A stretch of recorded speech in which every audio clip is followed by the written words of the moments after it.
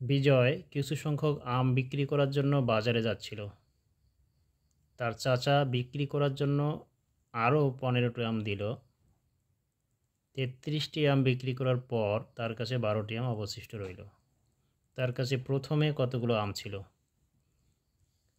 এখানে দেখতে হবে যে বিজয় যে আম নিয়ে যাচ্ছিল কিছু সংখ্যক লেখা আছে। কিছু সংখ্যক বলতে কতগুলো সেটা এখানে উল্লেখ করা নেই।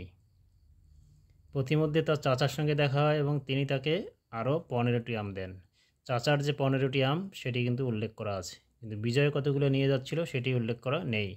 এইটি আমাদেরকে বের করতে হবে। এই যে বলা আছে তার কাছে প্রথমে কতগুলো আম ছিল, এই প্রথমে কতগুলো আম ছিল এগুলো বের করার জন্য আমাদেরকে যে কাজটি করতে হবে সেটি হচ্ছে এই লাইনটি পড়লেই তোমরা বুঝতে পারবে। 33টি আম বিক্রি করার পর তার কাছে 12টি অবশিষ্ট রইল, অর্থাৎ তার নিজের আম এবং তার চাচা যে 15টি আম দিয়েছে এই সবগুলো আম মিলে যতগুলো আম হয়েছে সেখান থেকে সে 33টি বিক্রি করেছে এবং 12টি আরও অবশিষ্ট রয়েছে।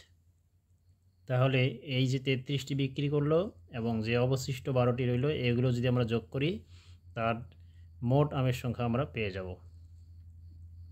তাহলে দেখো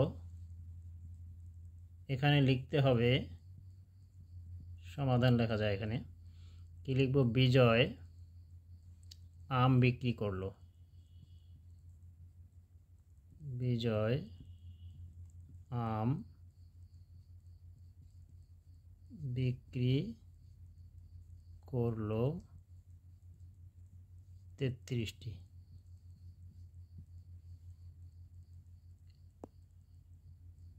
এরপরে কি লিখব? এরপরে হচ্ছে যে বিক্রি করার পর তার কাছে অবশিষ্ট 12টি রইল, তাহলে লিখতে পারি আম অবশিষ্ট রইল।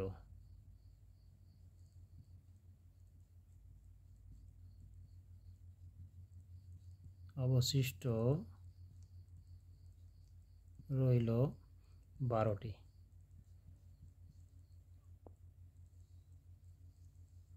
তাহলে এখানে আমরা যোগ করব, এখানে লেখা যায় মোট আম।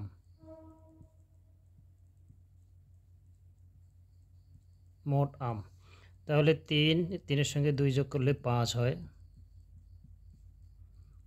আর 3 আর 4, মোট আম 45টি। এখন আমরা দেখলাম যে 33 এবং 12 মিলে মোট আম হচ্ছে 45টি। এইখান থেকে তার চাচা তাকে 15টি দিয়েছে, সেটি যদি আমরা বিয়োগ করে দেই তাহলে প্রথমে তার কাছে যে আমগুলো ছিল সেটি আমরা বের করতে পারবো। এখানে আবার আমরা লিখব চাচা আম দিল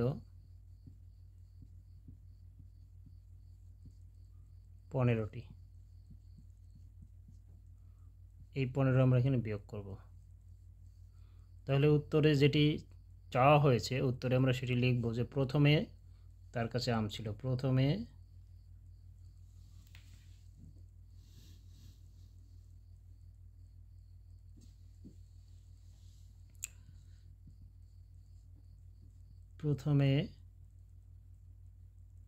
আম ছিল।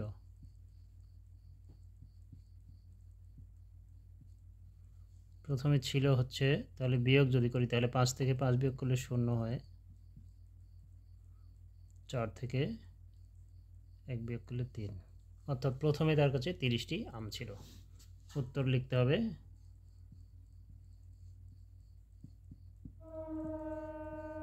30টি আম।